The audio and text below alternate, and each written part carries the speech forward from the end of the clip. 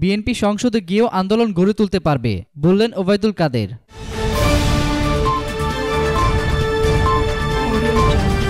BNP ঐক্যফ্রন্টকে সংসদে গিয়ে আন্দোলন গড়ে তুলতে আহ্বান জানালেন আওয়ামী লীগের সাধারণ সম্পাদক ও সেতুমন্ত্রী ওবায়দুল কাদের। তিনি বলেছেন, সংসদের ভেতরে বাইরে দুই ক্ষেত্রে আন্দোলন করা যায়। তারা সংসদে গেলে বিরোধী কণ্ঠ উচ্চারিত হবে। বিএনপি ঐক্যফ্রন্টের 8 জন সদস্য সংসদে গিয়ে জোরালো ভাষায় কথা বলে সংসদের ভেতরে যুক্তিতর্ক দিয়ে একটি আন্দোলন গড়ে তুলতে পারবে। আজ দুপুরে ধানমন্ডিস্থ আওয়ামী লীগের সভাপতির রাজনৈতিক কার্যালয়ে সংবাদ সম্মেলনে ক্ষমতাসীন দলের সাধারণ সম্পাদক এসব কথা বলেন। বিএনপি নেতিবাচক রাজনীতির কারণে খাদের কিনারায় চলে এসেছে বলে মন্তব্য করে ওবায়দুল কাদের বলেন, তারা যদি তাদের চিরচরিত নেতিবাচক রাজনীতি আঁকড়ে ধরে তাহলে তারা অন্ধকারে খাতে নিপতিত হবে।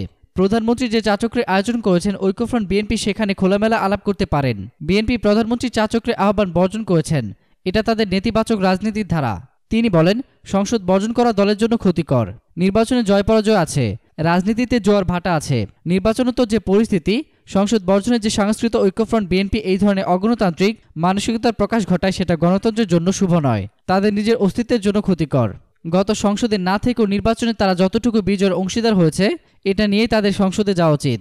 মানুষ আন্দোলনে আগ্রহী নয় মন্তব্য করে আওয়ামী লীগের সাধারণ সম্পাদক বলেন, 10 বছরে বারবার চেষ্টা করেও বিএনপি জনগণের সাড়া জাগানোর মতো আন্দোলন গড়ে তুলতে পারেনি।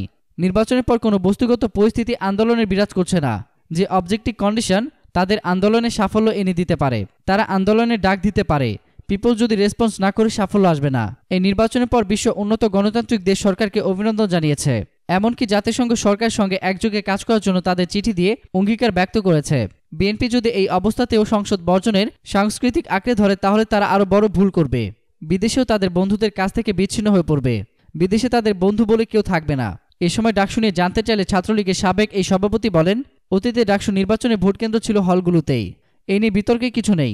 ডাকসু নির্বাচন অবাধ ও সুষ্ঠু হবে, শিক্ষার্থীরা তাদের ভোটাধিকার প্রয়োগ করতে পারবে। এতক্ষণ ফ্রিকি নিউজের সঙ্গে থাকার জন্য আপনাদের সবাইকে ধন্যবাদ।